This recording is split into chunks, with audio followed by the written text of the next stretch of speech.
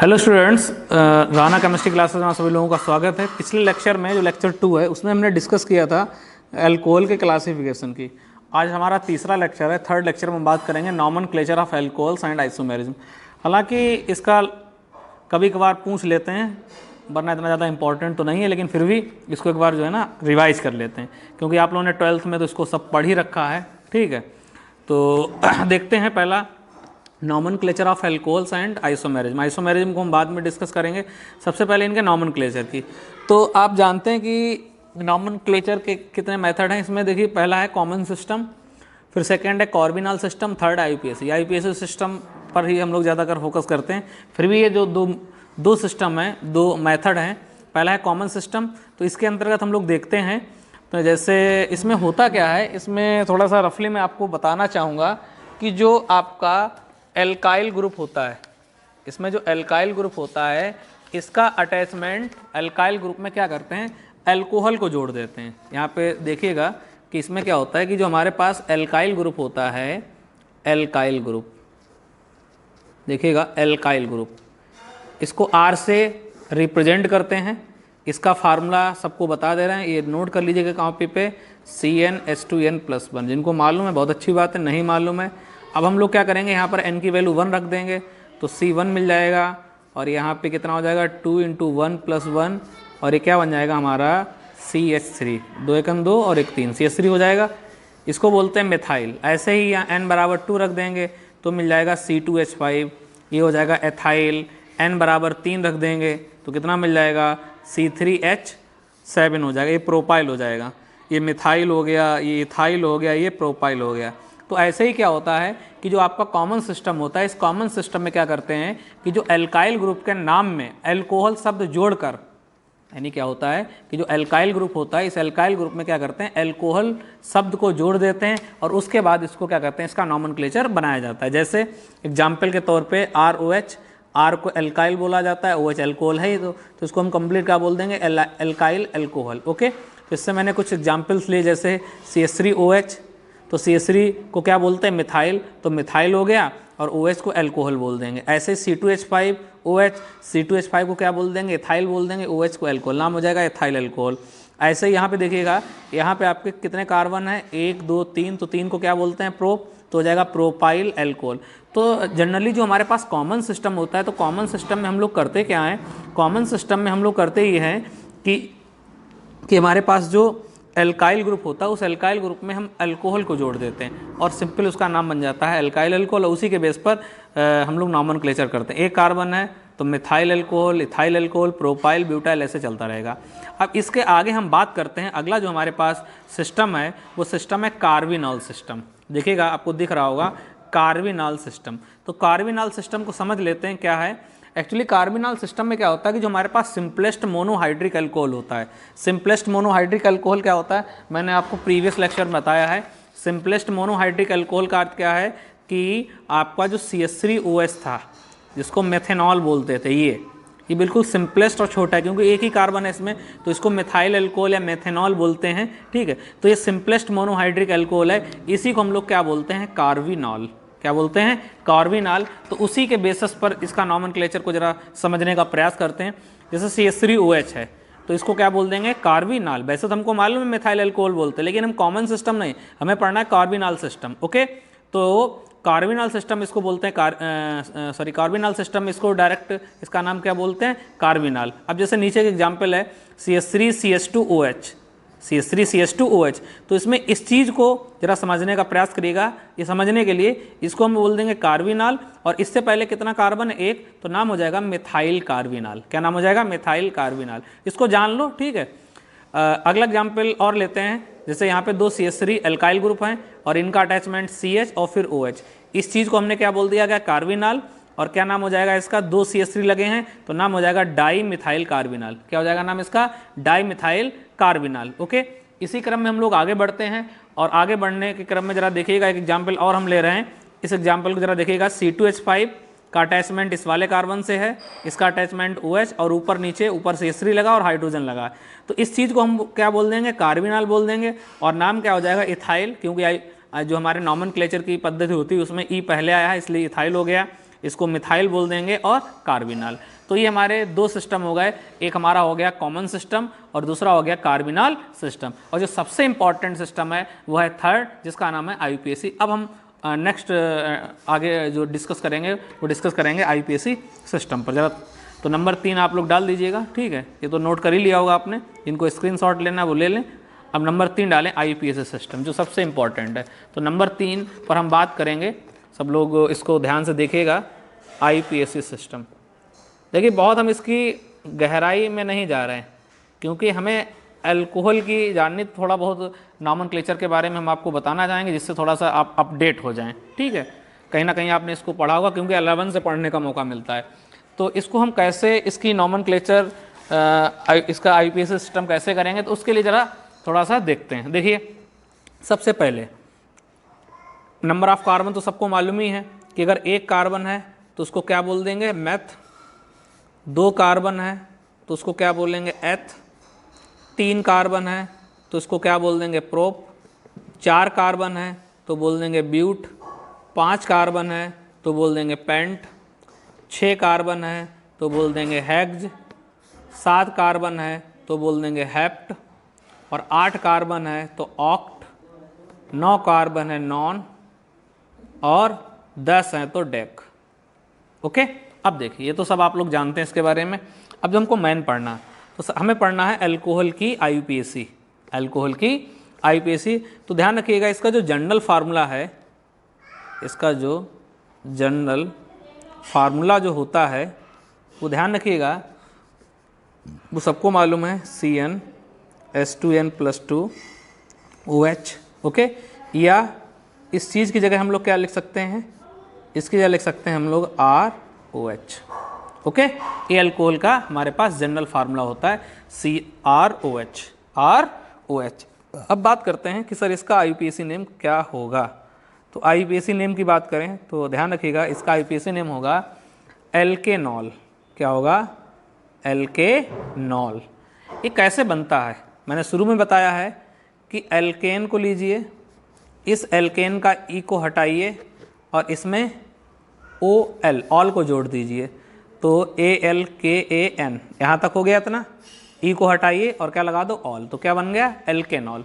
कुछ बच्चों के दिमाग में आ रहा होगा कि मान लीजिए सर किसी कंपाउंड में 2 OH ग्रुप लगे होंगे तो क्या हो जाएगा, कुछ नहीं होगा, होगा क्या, डाईऑल हो जाएगा। 3 लगे होंगे ट्राईऑल हो जाएगा। अब ऐसा करते हैं, डायरेक्ट क्वेश्चन की बात करते हैं, हम लोग डायरेक्ट क्वेश्चन पर बात करते हैं, तो उससे ज़्यादा बेटर आपके समझ में आएगा। चलिए पहला हम उठा रहे हैं CH3OH, ठीक। अब आप देखिएगा यहाँ पे नंबर ऑफ कार्बन कितने हैं, यहाँ पे नंबर ऑफ कार्बन जो हैं वो नंबर ऑफ कार्बन जो हैं वो 1 है, तो इसका नाम हो जाएगा मेथेनॉल। हम IUPAC की बात कर रहे हैं भाई, ठीक है, क्या नाम हो जाएगा इसका, मेथेनॉल। इसी क्रम में एक और एग्जाम्पल उठाते हैं, C2H5। ओके, यहाँ कितने नंबर ऑफ कार्बन है, 2, क्योंकि एक कार्बन को मेथ बोलते हैं इसलिए मेथेनॉल हो गया। 2 कार्बन को हम बोलेंगे एथ, क्योंकि नाम है एल्केनॉल। इसका एक तरीका और देख लीजिए, या डायरेक्ट आप इसको एथेनॉल। मैं ये बोलना चाह रहा था कि जैसे यहाँ पे 2 कार्बन के लिए एथ, सिंगल बॉन्ड है एन और OH लगा है ऑल। जब मैं एक IUPAC की वीडियो अपलोड करूँगा तो उसमें इसका मैजिक आप देखिएगा। इसका E हटा देते हैं नियम के अनुसार और नाम हो जाता है एथेनॉल। वो हम डिटेल में बाद में बात करेंगे, ठीक है। इसी क्रम में एक एग्जाम्पल और हम लेते हैं, जैसे CH3 है, CH2 है। देखिए IUPAC का बहुत बड़ा ऑर्गेनिक में रोल है। यहाँ पे टोटल कितने कार्बन है, 3 कार्बन है, तो 3 कार्बन है तो नाम हो जाएगा आपका ये प्रोपेनॉल। क्या नाम हो जाएगा इसका, प्रोपेनॉल।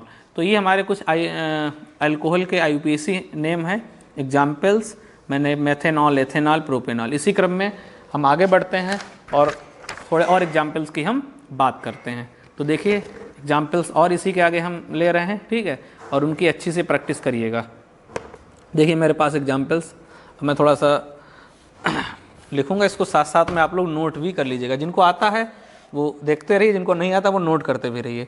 जैसे हमारे पास एग्जाम्पल है CH3, CH, CH3 और OH, ये ओके। ये सब आपने 11, 12 में अच्छे से किए हैं, फिर भी इनको एक बार रिवाइज कर लीजिएगा।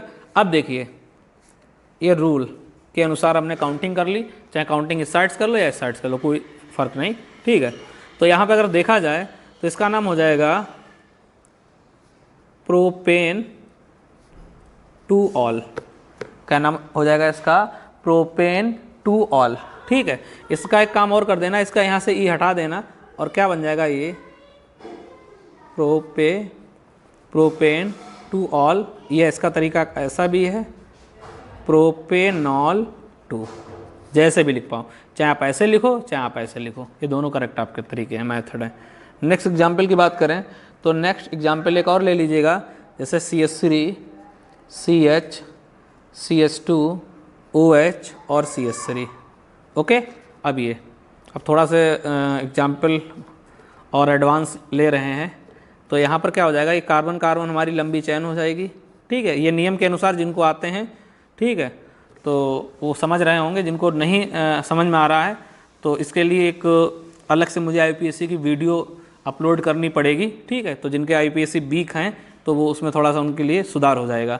तो अगर इसको देखें तो यहाँ पर नंबर 2 पे क्या लगा है, आप जानते हैं कि CH3 को क्या बोलते हैं? बोलो, इसको बोलते हैं मिथाइल। क्या बोलते हैं इसको? मिथाइल। तो नंबर 2 पर क्या लगा है? नंबर 2 पे लगा CH3, तो कहेंगे 2 मिथाइल। क्या कहेंगे? 2 मिथाइल। और कितने कार्बन है? 3, और OH है, तो नाम हो जाएगा 2 मिथाइल प्रोपेनॉल। चाहे आगे लगाना चाहो तो 1 लगा दो या सीधे 2 मिथाइल प्रोपेनॉल, 2 मिथाइल प्रोपेनॉल। और अगर पोजीशन लगानी चाह रहे हो 1 इसकी OH की, तो आगे लगा दो 2 मिथाइल प्रोपेनॉल 1, ओके। इसी क्रम में एक और एग्जाम्पल, बहुत सारे एग्जाम्पल्स हैं, ठीक है। आप बहुत सारे एग्जाम्पल इसमें इंक्लूड कर सकते हो, मेंशन कर सकते हो। जैसे एग्जाम्पल और ले रहे हैं, CH3C CH2 OH CH3 और CH3, क्लियर। ये हमारे पास एग्जाम्पल है। तो आप इसमें देख रहे हैं कि सबसे रूल वही होता है, कार्बन कार्बन लंबी चेन। तो मैं यही कार्बन कार्बन लंबी चेन सेलेक्ट कर रहा हूँ, काउंटिंग फर्स्ट सेकेंड और third, okay, first second third. और यहाँ पे हम लोग क्या करेंगे, ये साइड चेन है और एक साइड चेन ये है, ओके। तो यहाँ पर आप देख रहे हो कि कार्बन कार्बन लंबी चेन सेलेक्ट करने के बाद 2 साइड चेन मिल गई हैं, एक ये साइड चेन और एक नंबर 2 पर 2 साइड चेन मिल रही है। तो इसको कैसे लिखेंगे? तो इसका तरीका होगा 2,2 डाई मिथाइल, क्योंकि 2 लगे हैं CH3 तो डाई और CH, तो 2,2 डाई मिथाइल। और क्या आ जाएगा? 3 कार्बन है, प्रोपेनॉल 1। कुछ लोग कह रहे होंगे कि सर इसका नाम ऐसे भी हो सकता है, 2,2 डाई मिथाइल प्रोपेन 1 ऑल। बिल्कुल हो सकता है, ठीक है। 1 को चाहे पहले लिख दो, ठीक है। तो इसका अगर ऐसे चाहो तो ऐसे भी हो सकता है, ठीक है। 2,2 डाई मिथाइल प्रोपेन और आगे 1 ऑल, है ना। इस तरीके से भी इसको लिखा जा सकता है। तो ऐसे तमाम आपके पास बुक्स होंगी, तो उससे आप इसका जो है अल्कोहल की IPSC का आप अच्छे से रिवीजन और प्रैक्टिस कर सकते हैं। कुछ मैंने एग्जाम्पल्स दिए और आगे आप अपने आप खुद करें, ठीक। इसके बाद हम बात करेंगे आइसोमेरिज्म इन अल्कोहल्स, अल्कोहल की आइसोमेरिज्म। तो हमारा जो नेक्स्ट अब आगे का टॉपिक है अब वो होगा आइसोमेरिज्म ऑफ अल्कोहल, ओके। अब हम बात करेंगे अल्कोहल की आइसोमेरिज्म पर। हमने बात कर ली थी अल्कोहल के IPSC की, अब हम बात कर रहे हैं next isomerism in alcohol, okay. तो आपने समावैवता, जिसको हिंदी में क्या कहते हैं, समावैवता, समावैवता यानी अल्कोहल में समावैवता, ओके। तो समावैवता के बारे में बहुत आपने अच्छे से पढ़ रखा है, ठीक है। पार्ट 1 में भी पढ़ रखा होगा, 11th में भी पढ़ रखा होगा, 12th में भी पढ़ रखा होगा, बताने की कोई आवश्यकता नहीं ज़्यादा, ठीक है। तो हम अल्कोहल में हम देखेंगे यानी आइसोमेरिज्म इन अल्कोहल। अल्कोहल में कैसे है, तो इसमें मुख्यतः जो है वो आपकी 3 आइसोमेरिज्म पाई जाती हैं। तो ध्यान रखिएगा, पहली आपकी है चैन आइसोमेरिज्म, चैन आइसोमेरिज्म, और सेकेंड है आपकी पोजीशन आइसोमेरिज्म, और थर्ड है आपकी functional isomerism, functional isomerism, okay. तो इन 3 आइसोमेरिज्म को हम अल्कोहल में देखेंगे। तो सबसे पहले हम स्टार्ट करते हैं चैन आइसोमेरिज्म। तो फर्स्ट आप लोग हेडिंग डाल लीजिएगा चैन आइसोमेरिज्म। ओके, तो पहली हमारी है चैन आइसोमेरिज्म। अब ये चैन आइसोमेरिज्म तो आपको मालूम ही होगी कि कार्बन परमाणु में भिन्नता के कारण, जो कार्बन परमाणु होता है उस कार्बन परमाणु की भिन्नता के कारण जो आइसोमेरिज्म पैदा होती है उसे क्या कहते हैं? चैन आइसोमेरिज्म। क्या कहते हैं उसको? चैन आइसोमेरिज्म। तो इसको एक एग्जाम्पल के माध्यम से समझ लेते हैं, ठीक है। जैसे हमारे पास C4EH10O, ओके, तो इसका IPAC ये तो एक मॉलिक्यूल है, 4 कार्बन है, 10 हाइड्रोजन और ऑक्सीजन। तो अगर इसको देखा जाए तो इसका एक लिखने का तरीका ये होगा, CH3 4 कार्बन है, CH3 CH2 CH2 CH2OH, एक तरीका ये है। और इसी को अगर लिखा जाए, यहीं थोड़ा सा गैप देके लिख देंगे, CH3 CH CH2OH CH3। अब देखिएगा चैन आइसोमेरिज्म, क्योंकि आपने समावैप्तता का कॉन्सेप्ट पढ़ा है कि कंपाउंड का मॉलिक्यूलर फार्मूला सेम होता है, लेकिन उसका स्ट्रक्चरल, उसका फिजिकल केमिकल गुण कैसा होता है, यानी उसका भौतिक और रासायनिक गुणधर्म और उसका संरचना सूत्र अलग अलग होता है, लेकिन उसका अणुसूत्र और अणुभार, जिसको बोलते हैं मॉलिक्यूलर फार्मूला और मॉलिक्यूलर वेट, वो कैसा होता है? सेम होता है। तो आप देख पा रहे होंगे कि मेरे सामने जो मॉलिक्यूलर फार्मूला एक है C4H10O, 4 कार्बन 10 हाइड्रोजन और ऑक्सीजन। तो मैंने इसी के हेल्प से एक तो ये बनाया है, एक तो मैंने ये स्ट्रक्चर जनरेट किया है और एक स्ट्रक्चर ये जनरेट किया है। तो आप दोनों में देखिएगा कि 4 कार्बन है, 4 कार्बन है, 10 हाइड्रोजन 1 ऑक्सीजन, 1 2 3 4, 4 कार्बन हो गया, 10 हाइड्रोजन, 3 2 5 2 7 2 9 और 1 10। इसी हिसाब से यहाँ भी वही 4 कार्बन 10 हाइड्रोजन और 1 ऑक्सीजन है। लेकिन अब देखा जाए तो इनके इसमें बहुत सारा चेंजिंग दिख रहा है। चेंजिंग क्या दिख रहा है? 1 2 3 4। इसमें क्या है? सारे कार्बन एटम एक सीधी चैन में जुड़े हुए हैं। क्लियर? तो इसको हम कहेंगे नॉर्मल चैन, या इसको हम कहेंगे नॉर्मल प्रोपाइल एल्कोहल। इसको अगर बोलना चाहें तो नॉर्मल प्रोपाइल एल्कोहल बोल देंगे, या IPAC लिखना चाहो तो लिख सकते हैं ब्यूटेनॉल 1। क्या लिख सकते हैं? ब्यूटेनॉल 1। ओके, अब इसी क्रम में अगर नीचे देखें दूसरा स्ट्रक्चर जो है, इस दूसरे स्ट्रक्चर में आप देखिएगा कि फर्स्ट सेकेंड थर्ड, इसमें तीनों कार्बन एक सीधी चैन में जुड़े हुए हैं, और नंबर 2 पर क्या बन रहा है? एक साइड चैन बन रही है। क्या बन रही है? Side chain. तो ओवरऑल अगर देखा जाए तो इन दोनों कंपाउंड में, इन दोनों स्ट्रक्चर्स में नंबर ऑफ कार्बन सेम है, नंबर ऑफ हाइड्रोजन सेम है, नंबर ऑफ ऑक्सीजन सेम है, लेकिन दोनों का क्या है?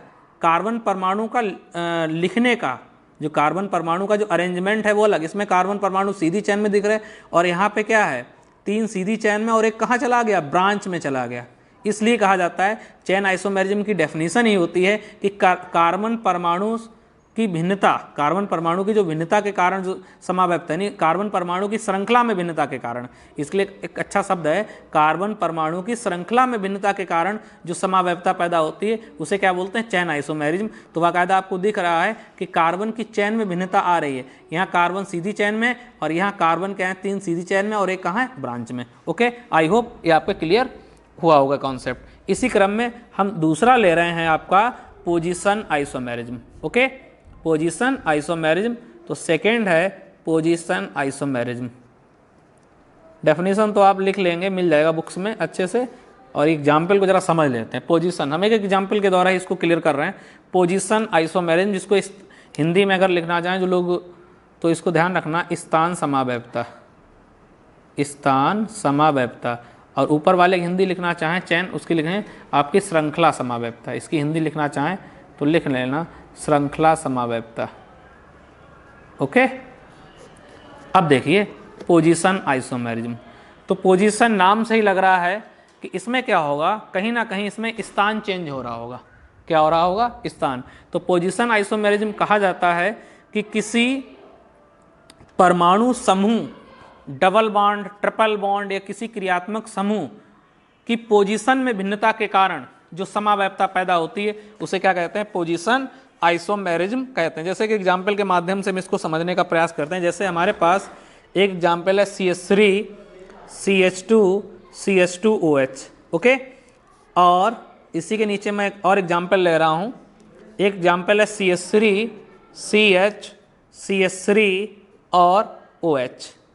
अब देखिए इन दोनों में क्या चीज़ कॉमन है, हम ये वाला कंपाउंड लें या ये कंपाउंड लें, क्लियर। तो इनमें इस वाले कंपाउंड में और इस वाले कंपाउंड में दोनों का जो मॉलिक्यूलर फार्मूला है वो क्या है, सेम है। भाई यहाँ कितने कार्बन आपको दिख रहा है, first second third, first second third, जितने कार्बन यहाँ हैं उतने कार्बन यहाँ हैं, जितने हाइड्रोजन इसमें हैं उतने हाइड्रोजन इसमें, तो टोटल ओवरऑल 3 कार्बन, आप हाइड्रोजन काउंट करोगे 8 हाइड्रोजन और 1 ऑक्सीजन, इस वाले में भी 3 कार्बन 8 हाइड्रोजन और 1 ऑक्सीजन।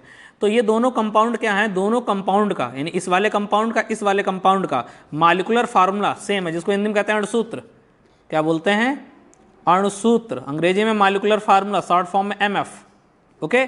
तो इन दोनों कंपाउंड का मॉलिक्यूलर फार्मूला तो सेम है, लेकिन स्ट्रक्चरल और बहुत सारी प्रॉपर्टी, फिजिकल, केमिकल, वो सारी क्या हैं, अलग हैं। अब आप एक चीज़ जो मैं आपको दिखाना चाह रहा हूँ, आप यहाँ पे देखिए कि OH लगा है पहली पोजीशन पर, क्लियर, नंबर 1 पोजीशन पर लगा है, क्लियर। और सेकेंड वाले में कहाँ लगा है आपका जो OH लगा है वो लगा है कार्बन 2 पर, यानी यहाँ पर लगा है कार्बन फर्स्ट पर, यहाँ पर लगा है कार्बन 2 पर, इसलिए इसको क्या बोलते हैं, पोजीशन आइसोमेरिज्म। समझ में आ रहा ना। तीसरा है आपका फंक्शनल आइसोमेरिज्म, तीसरा है functional isomerism, functional isomerism, okay, functional isomerism, जिसको हिंदी में कहते हैं क्रियात्मक समावयवता, क्रियात्मक समावयवता, यानी क्रियात्मक समूह इसमें आपको मिलेंगे, क्लियर। अब पोजीशन आइसोमेरिज्म आपके समझ में आ गई, ठीक है। अब उसी क्रम में हम लोग आगे बढ़ते हैं फंक्शनल आइसोमेरिज्म। अब फंक्शनल आइसोमेरिज्म क्या होती है, इसको जरा समझते हैं। फंक्शनल आइसोमेरिज्म का सिंपल फंडा है कि क्रियात्मक समूह की भिन्नता के कारण, यानी क्रियात्मक मीन्स फंक्शनल ग्रुप की भिन्नता के कारण जो समावयवता पैदा होती है उसको बोलते हैं फंक्शनल आइसोमेरिज्म। इसको एग्जाम्पल के माध्यम से समझने का प्रयास करते हैं। जैसे हमारे पास CH3 CH2OH, इसको हम लोग क्या बोलते हैं, एथेनॉल या एथाइल अल्कोहल, एथाइल अल्कोहल, इनके भी आप लोग नाम लिख सकते हो, ठीक है। और इसी एक और साथ में ले रहे हैं, एंड ये आपके पास है CH3OCH3, ओके, इसका नाम है डाई मिथाइल ईथर। क्या नाम है इसका, डाई मिथाइल ईथर। अगर आपसे क्वेश्चन पूछा जाए कि भैया बताइए इन दोनों में क्या चीज़ कॉमन है, इन दोनों कंपाउंड में, तो भैया निकल के आएगा कि दोनों का मॉलिक्यूलर फार्मूला सर जी सेम है। क्यों, यहाँ कितने कार्बन आपको दिख रहे हैं, बोलो भाई, 2 कार्बन दिख रहे हैं, क्लियर। कितने हाइड्रोजन दिख रहे हैं, 3 2 5 और 1 6, 3 और 3 6, और ऑक्सीजन। तो हम कहेंगे इन दोनों कंपाउंड का मॉलिक्यूलर फार्मूला सेम है। इसमें भी 2 कार्बन 6 हाइड्रोजन 1 ऑक्सीजन, इसमें भी 2 कार्बन 6 हाइड्रोजन और 1 ऑक्सीजन है। तो हम क्या कहेंगे कि यहाँ क्रियात्मक समूह क्या है, OH, और यहाँ क्रियात्मक समूह क्या है, ऑक्सीजन, जिसको आप लोग ईथर बोलते हो। क्या बोलते हो, ईथर बोलते हैं, इसलिए इसको बोलते हैं डाई मिथाइल ईथर, या मेथॉक्सीमेथेन भी बोला जाता है। इसका IUPAC नेम होता है मेथॉक्सीमेथेन, मेथॉक्सीमेथेन, ओके। तो ओवरऑल हम बोलना ये चाह रहे हैं कि इनका मॉलिक्यूलर फार्मूला तो सेम है, लेकिन दोनों का क्या है, स्ट्रक्चरल, ये अलग कंपाउंड है, एथाइल अल्कोहल है, और ये डाई मिथाइल ईथर है। दोनों में क्या अलग है, यहाँ क्रियात्मक समूह कौन सा है, अल्कोहल, और यहाँ पर ईथर क्रियात्मक समूह है, ओके। तो इस टाइप से ये हमारे लेक्चर 3 में हमने बात की अल्कोहल का नॉमेनक्लेचर और उसकी आइसोमेरिज्म, ओके। तो अब हम नेक्स्ट लेक्चर में आगे के जो इसकी मेथड्स ऑफ प्रिपरेशंस को देखेंगे, ठीक है। और थैंक यू फॉर वॉचिंग। ज़्यादा से ज़्यादा इसको लाइक कीजिए, शेयर कीजिए।